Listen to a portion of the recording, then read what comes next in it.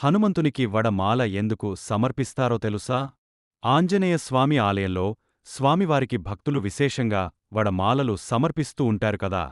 ఇలా చేయడం వెనుక ఉన్న రహస్యమేంటంటే, హనుమంతుడు ఒకసారి రావణుడి నుంచి శని దేవుడిని రక్షించాడు. అందుకుగాను శని దేవుడు హనుమంతుడిని ఆశీర్వదించి, హనుమను కొలిచిన వారికి శని బాధలు ఉండవని ఒక వరం ఇస్తాడు. కావున శనిదేవునికి ప్రీతిపాత్రమైన మినుములతో తయారుచేసిన వడలను మాలగా చేసి హనుమకు సమర్పించినట్లయితే శని భగవానుని అనుగ్రహం పొంది మనలను పీడించే శని బాధలనుంచి ఉపశమనం పొందవచ్చు.